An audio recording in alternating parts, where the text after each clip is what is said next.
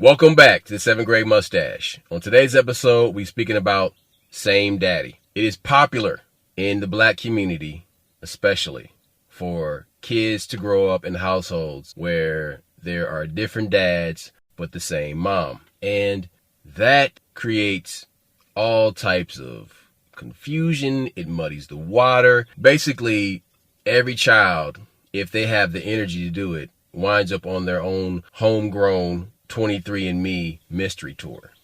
That's some deep shit. My issue with this whole topic is something that me and you always talk about is that this happens other places. It happens in other races. You see it in Asian households, you see it in white households. In some kind of way, they don't make an issue out of it. They just go on about their business. But when it comes to us, people love to glorify it. Or I guess when it came to my attention, remember we were watching Boys in the Hood. Remember we were kids, we were watching Boys in the Hood. And oh yeah, she treat them different because they got different daddies. And we chuckle. But when you go on the East Coast, West Coast, down south, with bigger cities, that's just a thing. It's just whatever. People got treated differently. Like, okay, they got the same mom, they live in the same house. Why is this person being treated differently? And it's just one of these situations where, well, that daddy treated the mama nicer. Like little goofy shit like that.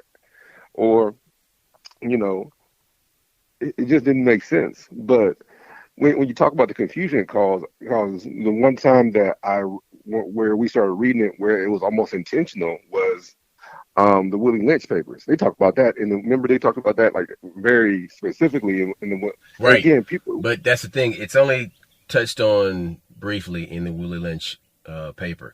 But what that is a small window into the brutality and depravity of the slave trade.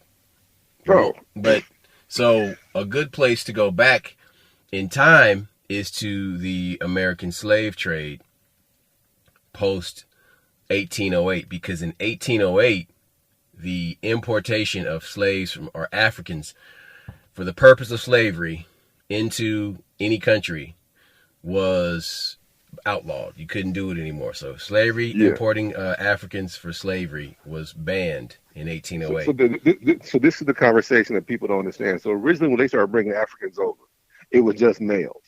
Then when the law was passed, they knew like in like you say, I thought it was earlier than that, but 1808, you could no longer bring people over. That's when they started bringing females over, and they started bringing 9-year-olds and bringing these super young, and they would bring us like animals. And so there was a rush to get more slaves over here to put the population in place to where, okay, we don't have to import anybody anymore. The other thing. Okay, but hold on a second. Let's drop some facts, because before we just gloss over these important points, we got to lay the groundwork so people understand, the numbers, because this was 100% a numbers game. The whole point of doing this was to make money. Yeah. This was an economy, and black people were a commodity. They weren't considered human beings. So that's why it was so easy for them to look at them like cattle or dogs and breed them as such. It's necessary to belittle the product. When you're dealing in a certain product, if that product means something to you, you can't function. But when that product is dehumanized, when that product is beneath you, when that product, it gives you the ability to use it just like any other commodity, and you do not care where it comes from, you don't care who it is, and that's also how racism and stereotypes are so important for this racist society to exist, because you need bigotry, you need prejudice, you need all that shit to exist for your cognitive dissonance to be appeased, for you to feel like, okay, they weren't going to do shit anyway, so this is their reward. When truth be told, it was completely the other way around. This is the better society. This is the better all these, but we have to convince them they're nothing, or we can't make this society work. Okay, so neo-Confederates often like to defend the practice of slavery, right? By saying that, well, most of the slave ships came to the north and they were brought to the south from there. So they came from Africa to the northeast, the eastern seaboard, Baltimore. And that's one of the reasons why there were these slave markets, massive slave markets in Virginia and in Maryland and the Baltimore area in particular. But this plays into, just keep this, take that little sidebar right there and just put that in your pocket, because it's very important to this conversation as to why these slave markets influence the way people behave today. Live today. Okay, so that's an important thing. So there is epigenetic scarring from those slave markets and the practices that went on in those slave markets. So keep that in your mind.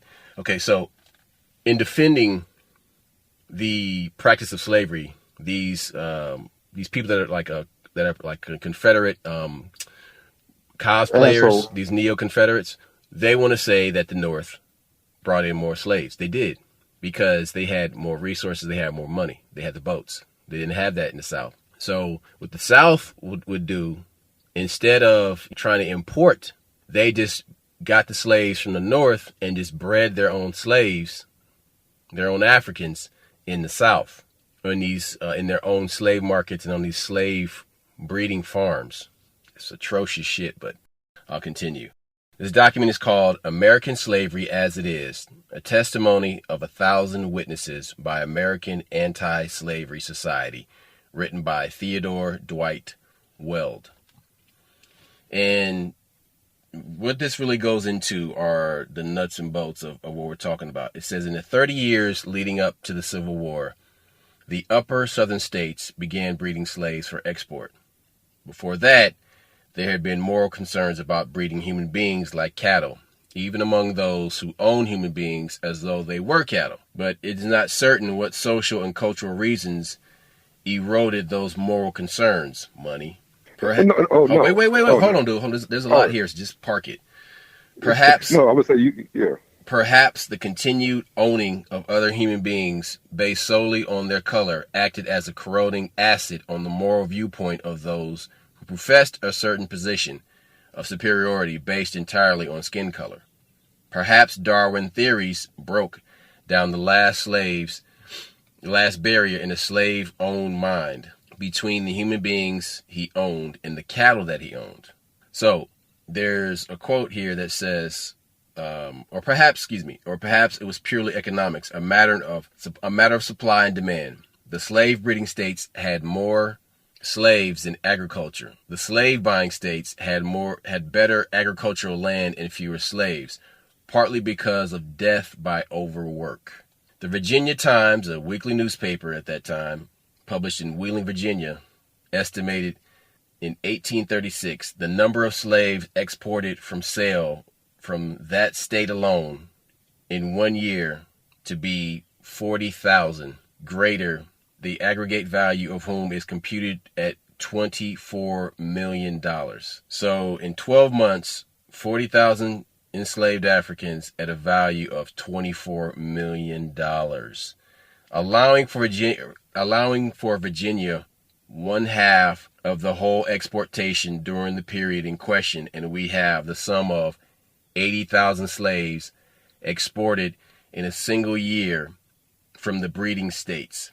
Maryland ranks next to Virginia in the point of numbers. North Carolina follows Maryland, Kentucky, and then Tennessee and Delaware. Natchez, Mississippi Courier, there's a newspaper called the Natchez, Mississippi Courier, says that the state of Louisiana, Mississippi, Alabama, Arkansas imported 250,000 slaves from more northern states in the year 1836. So in 1 year, those combined states imported 250,000 slaves. From another issue of the Virginia Times, it says, we have heard intelligent men estimate that the number of slaves exported from Virginia within the last 12 months to be 120,000, each slave averaging at least $600, making an aggregate of $72 million. Of the number of slaves exported, no more than 1/3 have been sold. The others have been carried by their masters, who have been removed. And it says from Mississippi, this is Mississippi, from a newspaper in Mississippi in 1837, it says, so large has been the return of slave labor that purchases by Alabama of that species of property from their other states since 1833 have amounted to about $10 million annually. There was an attempt in the Virginia legislature to free the slaves several years before the Civil War. It became surprisingly clear to passing, but was unfortunately blocked, largely by efforts of a Professor Dew, who said a full equivalent being left in the place of the slave, the purchase money. This immigration became an advantage to the state and does not check the black population as much as the first view we might imagine, but it furnishes every inducement to the master to attend to the Negroes, to encourage breeding, and to cause the greatest number of possible to be raised. So, I wanted to say something real quick. I used to have a Jewish friend, and we got into a dispute one time, and he tried to tell me that more people died in the Jewish Holocaust than black people died in slavery in America in 400 years. I laughed at that shit. I'm like, you're out of your fucking mind. Anyway. Well, hold on. You know what? The issue that whenever you try to have that conversation, guys got cameras. I'm sorry, what'd you say? It's a bad argument to have. It's one, to have really in poor taste, because, it's like saying my oppression is better or more worse your than yours. They're both wrong, but if we want to go put the stats up, there were more Africans that died in slavery than the Jews that died in the Holocaust. But like I said, the Holocaust has pictures. The Germans documented what they were doing. Right, but we have dockets, and we have the numbers of sales, and we have. Yeah, no. I'm referring to the fact that we have a film of it, and that's the argument that nobody wants to deal with. If we had film of how our people were treated, and you know what, I'm pretty sure we do. We just don't have access to it. But see, listen, film is just documentation. All right. Yeah. And that's visual documentation for the Holocaust. This is statistical and data documentation that's on paper, and these are ledgers because these are business transactions. Look. You always hear my argument.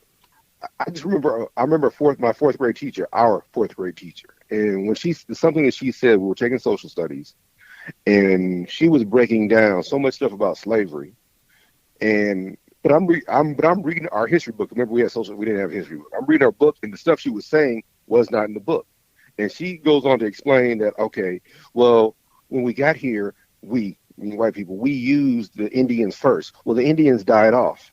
And so then that's when they had to start bringing in black people. She was straight freestyling. That's the crazy part. And hold up, a lot of the shit that she was teaching was not in that book when it came to history. Okay, so you get my point. So where did she get that? How was that passed on? And like I said, what she was actually talking about. She went to a black college. No, not Miss not the one I'm talking about. Miss L. Yes, she did. No. I'm not Miss Helgeson. I had Miss Helgeson fourth grade. Oh, okay. Yeah. No, she was a white liberal. Yeah, I don't think she was liberal. I think, but I think she was. She smoked some weed and fucked some black dudes in college. Oh yeah. Oh yeah. She had the remnants of the BBC on her lips, but I dig what you're saying. But I always took that with me. I'm like, well, how the hell are people know? It wasn't just passed down, but the fact of the matter is, what she was referring to as I got older and did my research was the Caribbean, and she was referring to Haiti.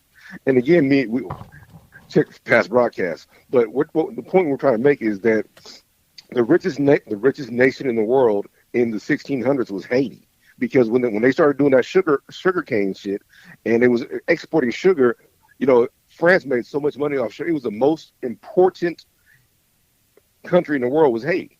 So, but sugarcane production was so brutal. So literally, you had 300,000 natives you were making work, and then all of a sudden you were losing 5,000 to 6,000 a month. So then that's when you started having to import. So the point I'm trying to make is that some of these people that you think are Africans were already over here, and you fucking move this person just for your financial gain. And that's what's so important, that you know nobody wants to have the conversation is how fucked up slavery is, because okay, you didn't mind Africans, but when you look at all these rappers with all these like old dirty bastards, all these shittercocks, all these people that were up in New York that were like, nah, bruh, well, we're not African. Waka Flocka, when he told him I'm not African, he's referring to the fact that his family is from New York. Okay. They're shittercocks. Listen. So let's listen. We gotta stay on this thing, man, because there's more shit here, dude. So here. Hang on. No. There's a point I'm making, is that you're telling our people that we have no history. You're telling our people that we don't know who our father or mother. You have to tell us that to justify how you treat us, because we're talking about the history books, man. Yeah. Yes. You get that. You smart. You understand that shit. Like, the more research you do, you realize, like, okay, well, this motherfucker came from here, this motherfucker came from here. But they gotta jumble that shit. Okay. We talk.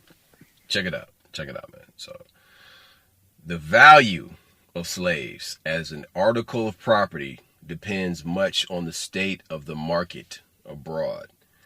In this view, the stock market comes from slavery. Man, listen now.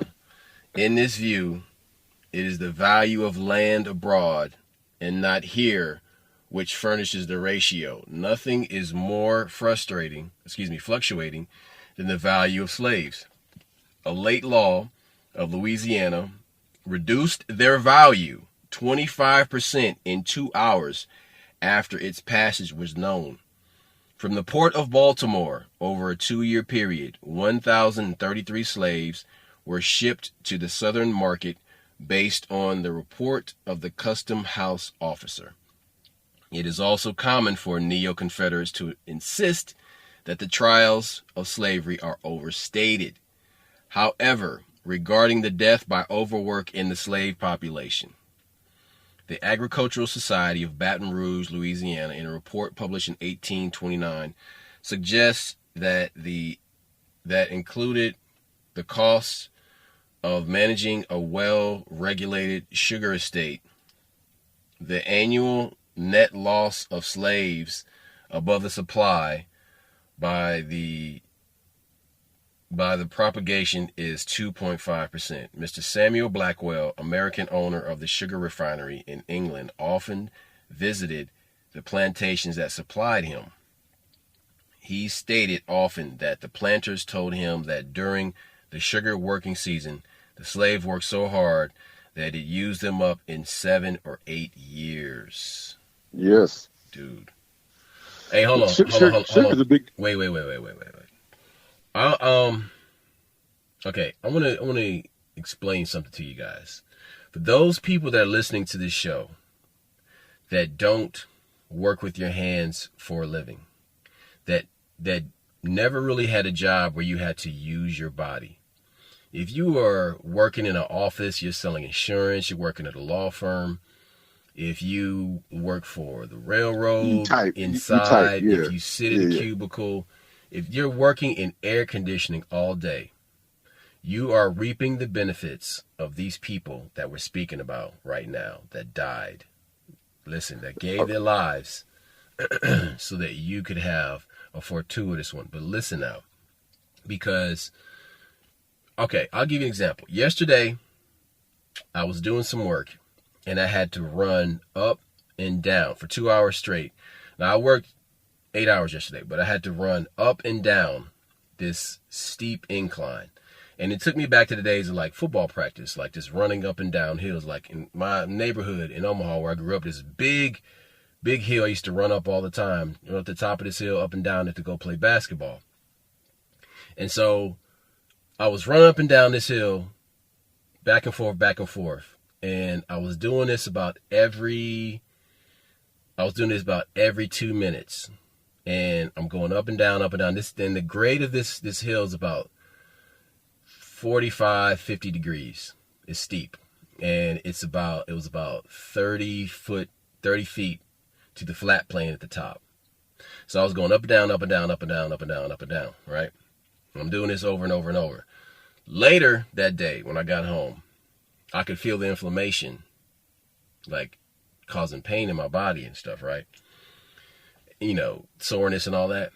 So, and I thought to myself, there were people that were doing work like this hundreds of years I already ago, knew, I already knew where you was all going with it. day long.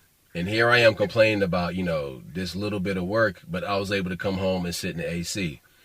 But there were men and women that had to do work like this, long hours, and here they're saying, like, on these sugar plantations, they had them working 18 hours. They worked to death. To death in 7 years. So check this out. So, here I am, with my long work day, chilling out in the AC, working on music, working on creative projects, enjoying the freedom that I have to choose to do work like this, right? Hold on, man. Hey, man, that's terrible. Just park it for a second. So, but these people who were just expent, they were used like batteries and then just thrown away. You know how you just go buy batteries that are not rechargeable from the store? You buy them and you just toss them in the garbage. That's exactly what they were doing. This was like the most low budget version of the Matrix. Okay, they were using human beings like batteries and throwing them the fuck away. Now, the fucked up part of this is that the men and women were used that way, but women's vaginas were used in the same way to make babies. Just to produce products. So, that's all. There aren't any books that talk about what women had to endure in these being breed mares or brood mares on these plantations, right? On these breeding farms. But there was a book written by a Jewish woman. Her name is Marie Jenkins Schwartz. And it's a book called Birthing a Slave, Motherhood and Medicine in the Antebellum South. And it's published by Harvard University Press. And this book goes on to talk about how slaveholders in the South, they had an interest in slave women, and it was matched by physicians struggling to assert their own professional authority over childbirth. And they were studying. The two began to work together to increase the number of infants born in the slave quarters.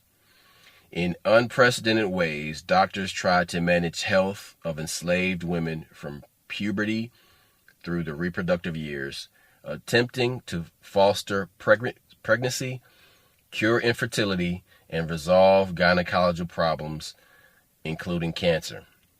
Black women, however, proved an unruly force, distrusting of both the slaveholders and their doctors, with their own healing traditions, African, of course, Native American, emphasizing the power of roots and herbs and the critical roles of family and community. Enslaved women struggled to take charge of their own health in a system that did not respect their social circumstances, customs, or values. This book depicts the competing approaches to reproductive health that evolved on plantations as both black women and white men sought to enhance the health of enslaved mothers in very different ways and for entirely different reasons. Now, the deprivations and cruelty of slavery have overshadowed our understanding of the institution's most human dimension, birth. We often don't realize that after the United States stopped importing slaves in 1808, births were more important than ever, and slavery and the Southern way of life could continue only through babies born in bondage. It was necessary to make this shit work. Look, something that you said is so deep that there's a lot there. There's a whole lot there. Oh no, no. But oh my God. First things first. In college, you take accounting, and there's a thing called depreciation, and depreciation is over 7 years. I bet you that had to do with slavery. When you depreciate a product over 7 years, its value goes That down. means So they can that's take a strong African and they can work from yes really hard on a sugar plantation for 7 years for and they'll seven die years, and throw them away. and they, and they have to depreciate the value of that asset. That's what that is. That is so fucked up. When you said 7 years, it just all rushed to my head all at one time. Oh man! And then you also talked about the whole. Oh my god! Okay, so look, man, No, no, go just back to just exhaustion. Go back. African women being in this situation, knowing that their vaginas are being used to make more babies that will be used in this as a commodity in this industry. So, and then these women with this African medicine are like, look, that bullshit y'all talking about ain't gonna work on the body. You know what I'm saying? Yeah, yeah. Like, We I don't know what trust the you. work. We don't trust Yeah, you. We we know what don't the fuck trust is you. gonna work. You know, like, just imagine that hellscape and what the fuck that is like for these women. Just the women part for a second. What these women are having to deal with and trying to navigate. That is hell on earth, man. That is Uh, hell uh, on earth. hey, look, something that you talk about working out. Here's my own brainwashing. How many times have you worked out, you were exhausted, but you kept going because of the slavery thing? Like when you thought about my ancestors had to go through some shit, I'm not a pussy. Like Yesterday, literally, yesterday, and yeah, listen. literally. Listen. There was this younger brother that was working with me, and he kept complaining. And we were working with some Russians and some Ukrainians, and he Arrogant kept complaining. motherfuckers, I pulled him aside. I said, "Stop." I said, "Listen, man." I said, "We're American." superior. No, I said, "We're American. They're Russian and Ukrainian. Do not show any weakness." Like, hey, I said, listen to me. Rise above it. You know, I explained to him in detail. Like, look, this is how much work we got to do. This is the metric you can use to count the work. I said, but still your mind, be strong. I said, well, black, all right, this is nothing. We can do this shit in our fucking sleep, but I need you to stop fucking complaining. See, see this. See, I piss people off when I tell them stop thinking with your mouth. I'm like, I you are. told him, I said, take your mind out of it and let your body do the work. Like, I said, listen, we're here because we chose to be here.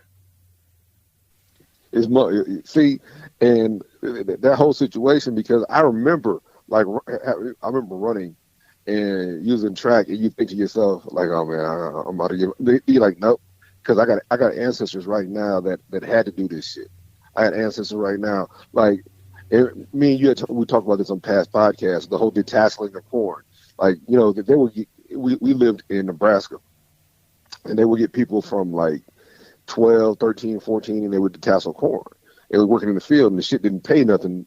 Pay like a couple bucks. And all my homeboys were not all of them.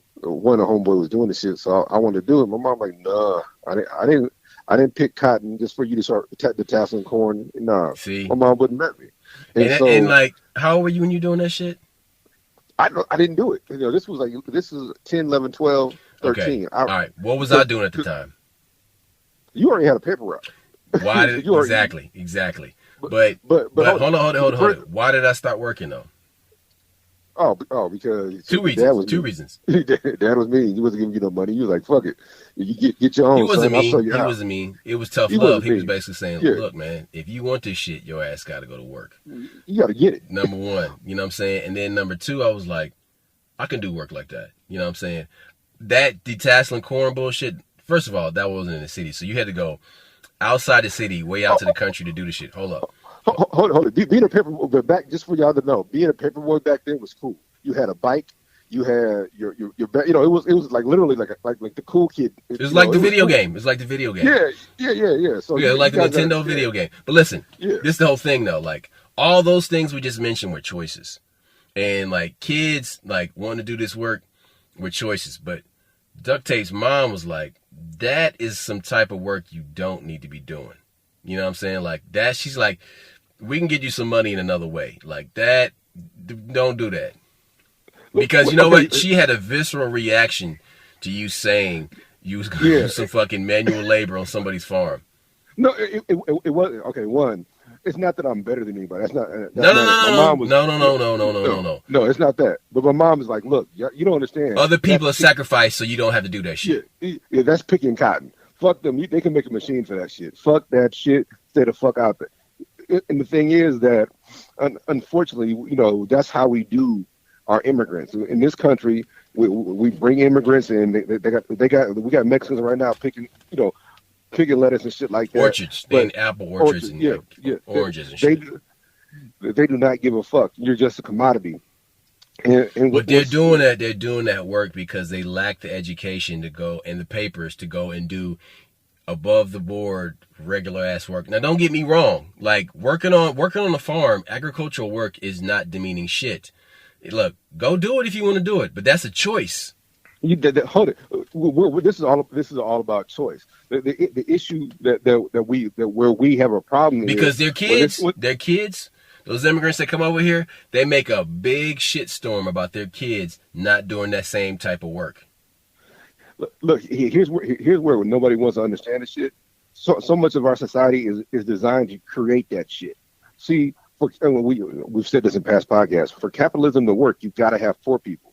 It's not the fact that you have to have poor people. It's the endless supply of labor that will do jobs for a little bit of money. That's what that shit is. So if you have these people over here that are broke and they don't have access to other jobs, now we all know Mexicans work their ass off and build houses and buildings and all that shit. So they have skills. So because that was a lie they said about black folks. Oh, this ain't skilled labor, but we're the blacksmith. And then you find out that okay, well, back in Africa, back in these other places, we have a blacksmithing culture that we've been working with metal for years. It changes everything. You're like, okay, they went and got motherfuckers that specialize in this activity. Now, back to what this podcast is about. When we talk about different daddies, we're trying to tell you that when you disrupt a family like that, it gives you an endless supply of people to do what the fuck you want. And then you got to keep them. You got to. The pimp calls that putting the blender to their head. You got to keep their head fucked up, so that you'll have that labor. Okay. All this is about. Hold on a second. Because there's another element I want to add to this before we go back to the original title of this episode. All right. So there was an article that was published in the Baltimore Sun on June 20th, 1999. And it's called The Secret History of City Slave Trade. Blacks and whites of modern day Baltimore have ignored the story of the jails that played in a key role in the U.S. slave trade of the 1800s. Supplying. Check this out. July 24th, 1863. 3 weeks after the Battle of Gettysburg, Union officers freed the inmates of a slave trader's jail on Pratt Street near the Baltimore Harbor. Now, let me just back that up. Juneteenth, the whole year after slavery had ended. Okay. This is July 24th, 1863. 3 weeks after the battles of Gettysburg. So, Gettysburg happened, but the day after, some black folks were still enslaved. A month later, some black people still enslaved. This is 3 weeks after the Battle of Gettysburg, and this was in Baltimore. So they got to them relatively quickly. You know what I mean? But somebody told them, hey, there are some black people that's locked in a jail. But when they went there to this jail near the Baltimore Harbor, they found a grisly scene. And the quote is, "In this place, I find 26 men,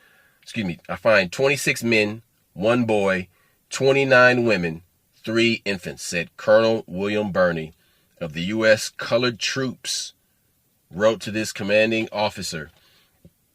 He said 16 of the men were shackled and one had his legs chained together by contrived locks connected by chains suspended to the waist.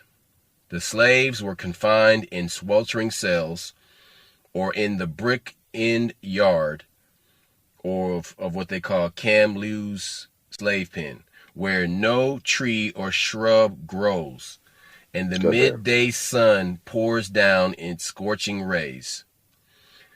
Among those in prison was a 4-month-old born in the jail, and a 24-month-old who spent all but the first month of his life behind bars.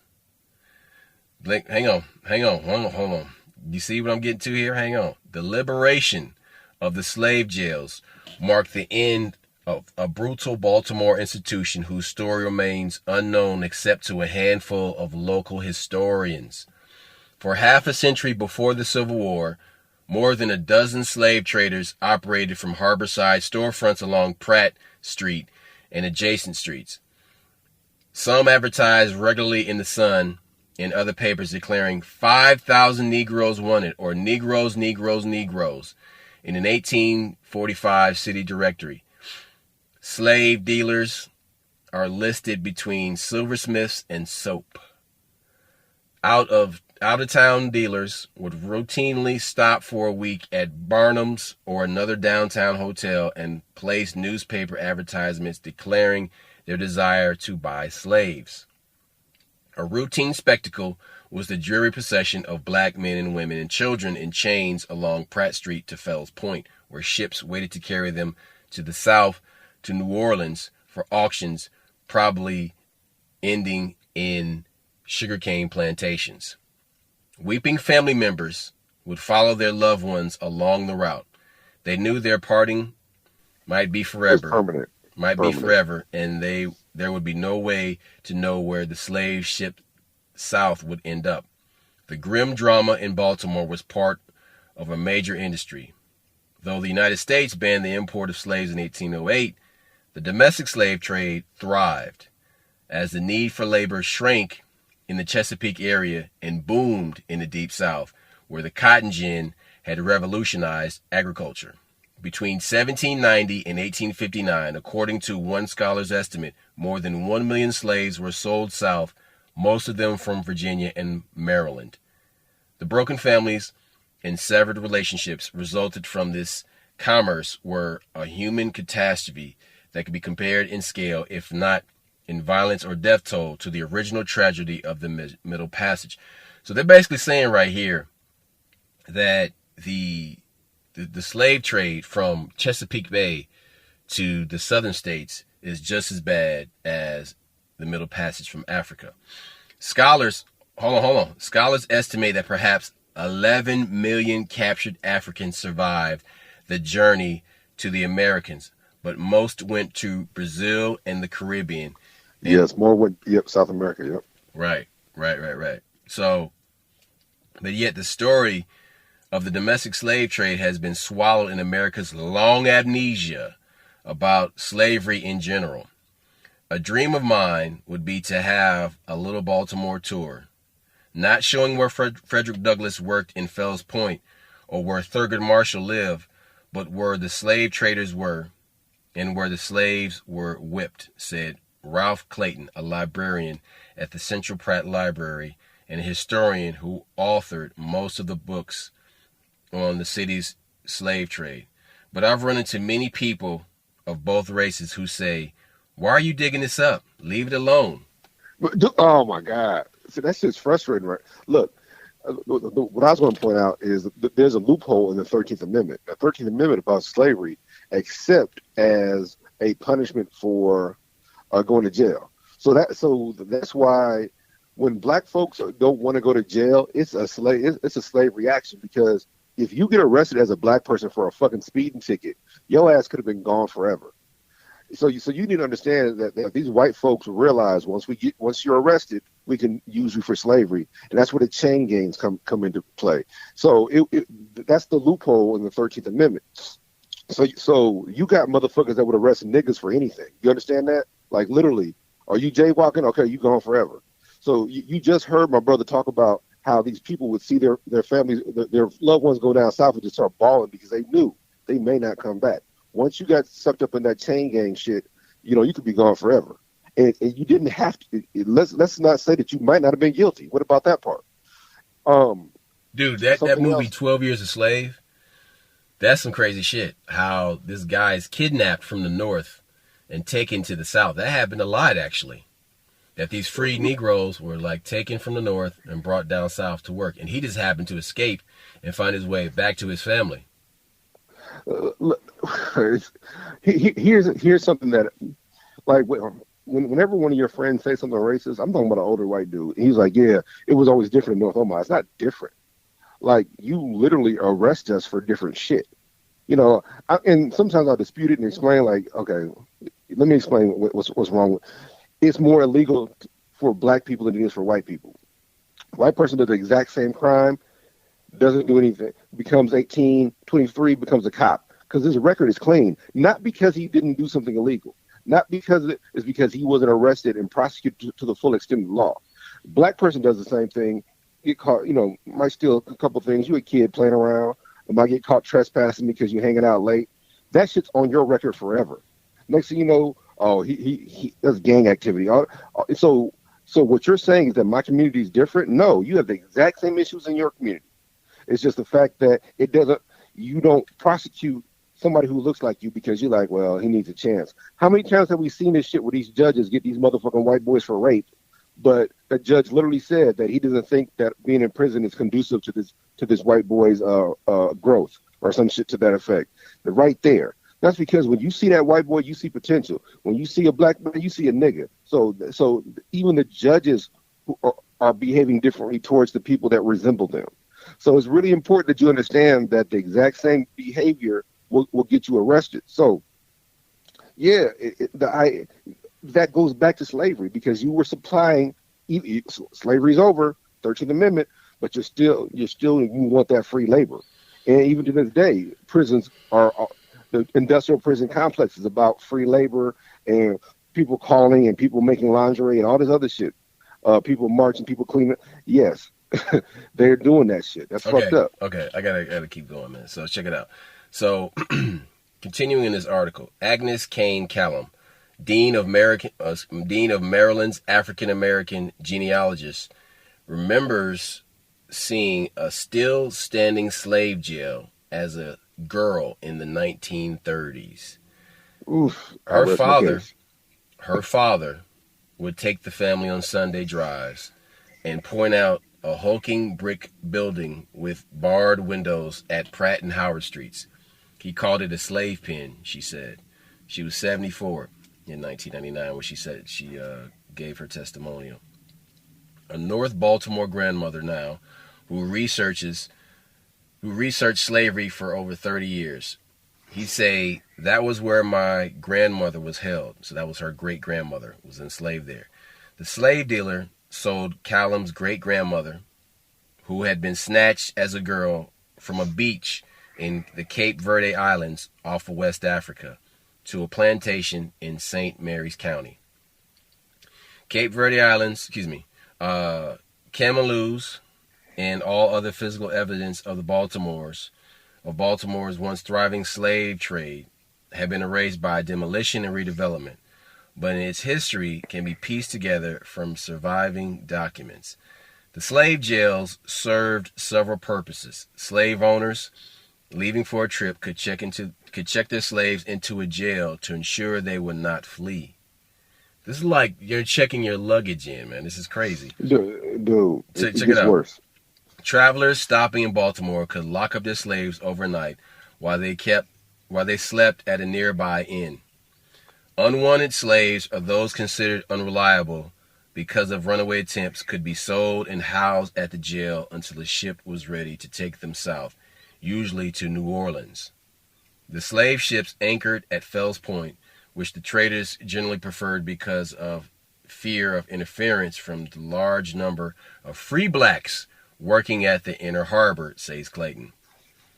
He has researched the story of an Amistad-style rebellion by slaves on one ship, the Decatur, southbound from Baltimore. The Sun carried ads for ships' regular runs from Baltimore to New Orleans. By the Civil War, slaves outnumbered free blacks in Maryland, and in Baltimore, there were 10 free people of color for every slave. I'm going to say this again. By the Civil War, in Baltimore, Maryland, there were 10 free people of color for every slave. Yet, the slave trade posed a constant threat to free Africans who were in danger of being kidnapped and sold into slavery. We just talked about 12 years a slave. In fact, the warden of Baltimore County Jail ran a regular newspaper notices listing black men and women he had arrested on suspicion of being runaways, but who claimed to be free. Each notice would include a detailed description and admonition.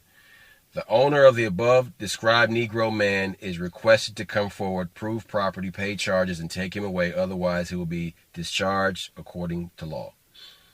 The great abolitionist Frederick Douglass recalled witnessing the traffic in slaves as a boy in the 1820s. He said, "I live on Philpott Street, Fells Point, and have watched from the wharves slave ships in the basin with their cargoes of human flesh, waiting for favorable winds to waft them down the Chesapeake. In the deep, still darkness of midnight, I have often been aroused by the dead, heavy footsteps and those piteous cries of the chained gangs that passed our doors." The other thing that you mentioned that was really important is, we talked about this in a past podcast, but the birth of children in jail. We're talking about in jail. I'm not talking about in slavery. I'm talking about literally. That was a big deal down in New Orleans. We had talked about how down south they would use slaves as a commodity. Like there were slaves that were used as collateral for a loan. So you want to get a loan from a bank in Louisiana.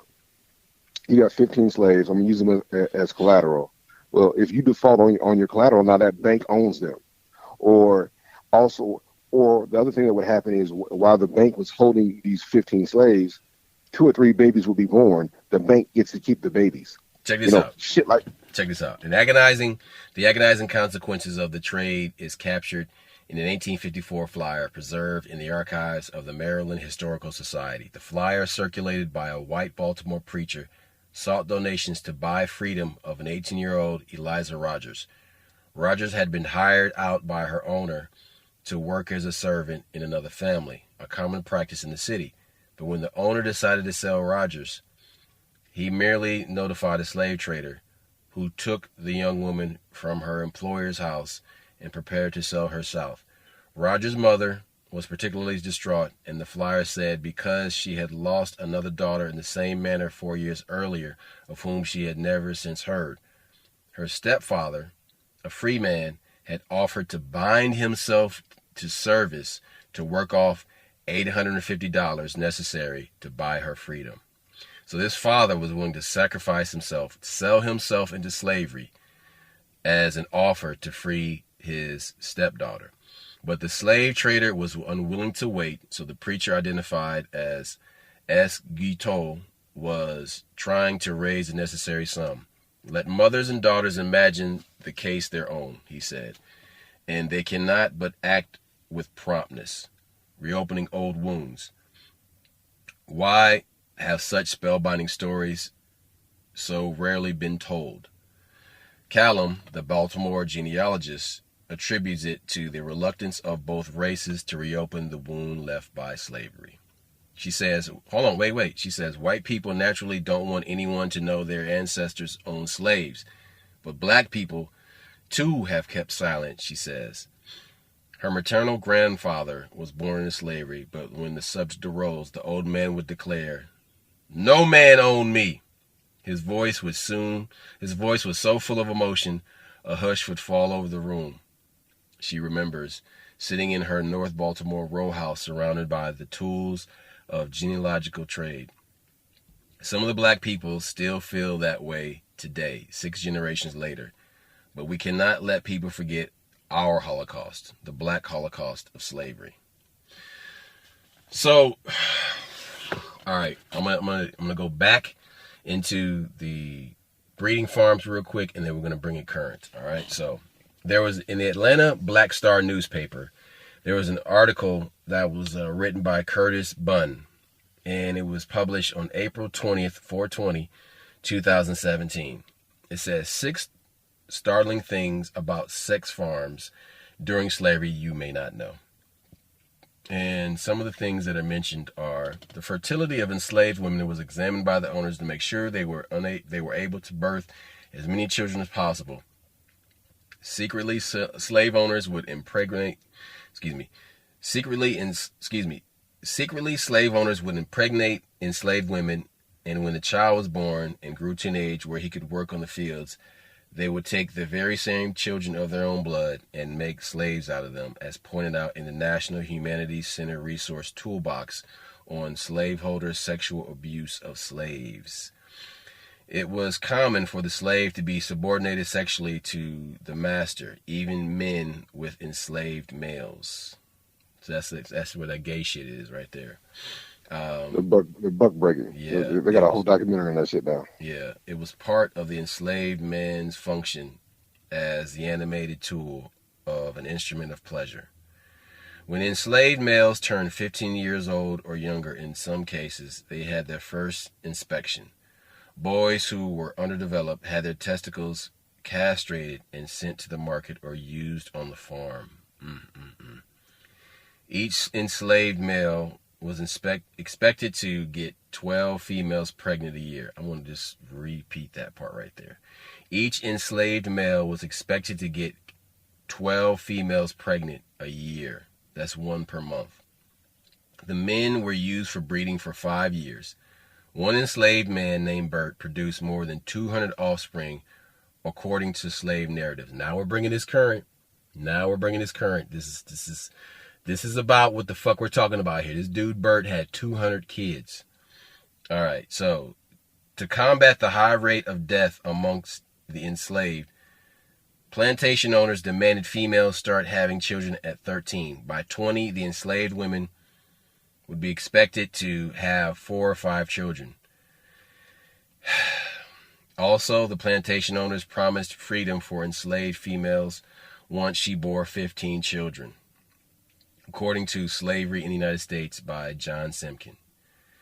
If the enslaved woman was considered pretty, she would be bought by the plantation owner and given special treatment in the house, but often subjected to horrifying cruelty by the master's wife, including the beheading of a child because he was the product of an enslaved master affair.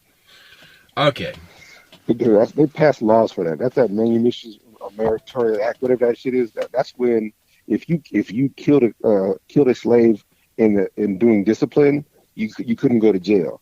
The reason they passed that law because that wife of the slave master was killing them light-skinned kids by accident too much. So literally, if that kid was light, so what? By accident. Yeah. Accidentally beheading people. Yeah, exactly. Was accidentally beheaded. Yeah, come over here by the paper cutter. Let's Yeah, because that was her husband's child, and she wasn't stupid. She was a better woman, a better white woman. So, all right. So now we bring this current. All right, we just told you about the city of Baltimore, the shitty of Baltimore. And how there were these slave jails. Wait a minute, man, because I'm tying it together. Just ride with me. And so we had these slave jails that were used basically as luggage storage facilities for these slave owners that would stay at a nearby hotel, and they needed some place to put their enslaved Africans. Now, there were people had been in there for 3 weeks or more because of the Civil War. There was a kid that was born in the jail. Okay, so you have that trauma, a child being born behind bars. You know, and you might hear that every now and then in the penitentiary, you know, oh man, there's some kid, he was born in the prison and shit like that. That is an echo of slavery. But this epigenetic scarring goes back even further than that. And so this becomes commonplace because this becomes your lineage. This becomes your history. And people accept that as, you know, as something normal, right? And so you mentioned the castration part. What about that? Okay, and there's the castration part and the buck breaking. So then, you know, people, they're like, well, slavery or being gay isn't a choice. Okay, so if it is something genetic, and you had these guys that were raped by white men, or they were raped by these slaty Negro dudes that were forced to be gay, then you're making that genetic imprint of being gay into these black men. And so that gene is being passed along. And then you wonder, like, okay, where did this come from? There you go. So, Look, how about the fact that they were still doing the practice of castration of black men well into the 1900s? yeah, Well, we know for a fact, this is sad. George Washington Carver, one of our greatest thinkers, was castrated by the yep. white family that adopted him in Iowa. We know for a fact that Hitler, people don't know there's a bunch of black Nazis. Hitler castrated those people. There are black Nazis. No. Okay, They weren't black Nazis. What they were is they were black Germans. they were black Germans. They were black people who lived in Europe, and they were captured and they were put into these concentration camps. And there's a whole article, the story about these little black boys that were castrated by the Nazis.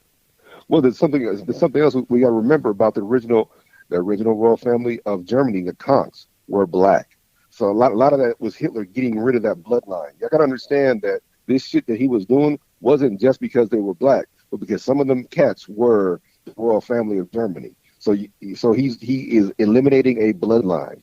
That's something that we got to talk about. But I digress. What I'm trying to say is that these cruel practices had a fucking purpose, and to this day we have those fingerprints on our psyche.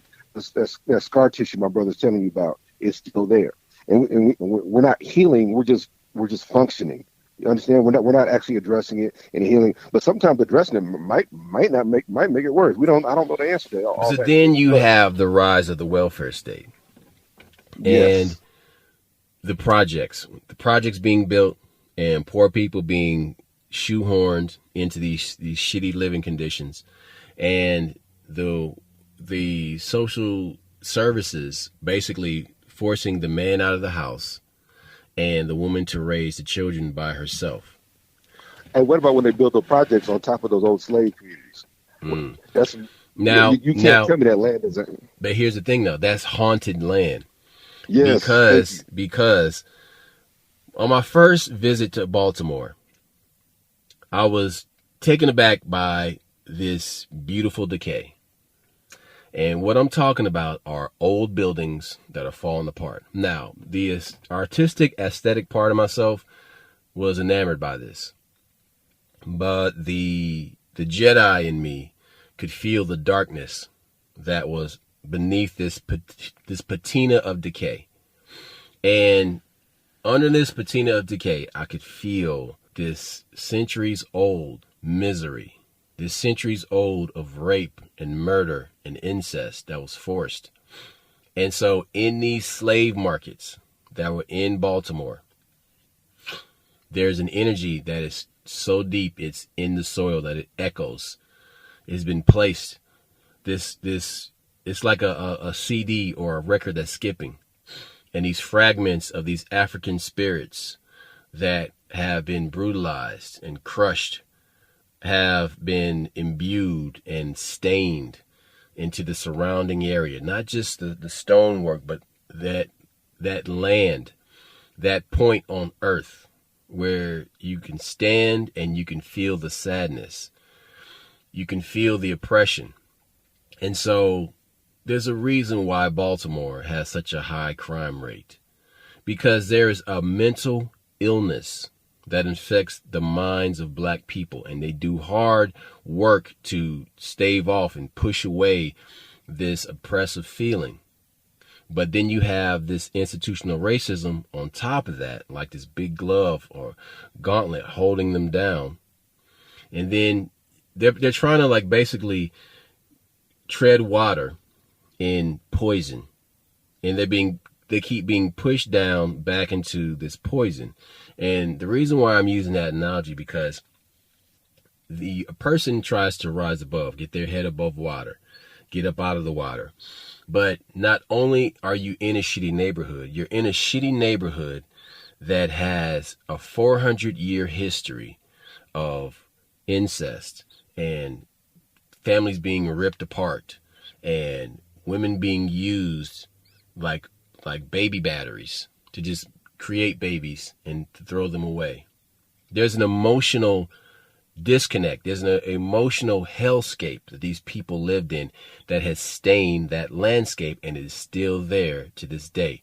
It will take an army of Native American and African shamans going through there, just burning bushels of sage and saying these massive spiritual warfare prayers to clean that place up. Now, it didn't just happen there. It happened all throughout the United States. But the problem with this is that this becomes epigenetic. It gets into the bloodstream. It gets into the genes, and that It's people in the DNA. and people think that it's okay to just have a bunch of kids and have a disconnected, disjointed family. And so on top of that, you have the music industry and entertainment pushing this into your brain that for women, your new feminism is sexual liberation through using your body through idolatry. So you have all of that mixed with the fact that your great-great-great-great-grandfather and great-great-great-grandmother were forced together to make babies because they had strong bodies that could endure hardships of slavery. There's so much subtext. There's so much layered into the fact that these people that are walking around today that grew up with different daddies and different mothers think it's normal because it's been programmed. This is programming. This is the most low budget programming development matrix type shit you can think of. We talked about people being used up for 7 years and thrown away because they were useless after 7 years of 18 hours a day with no work.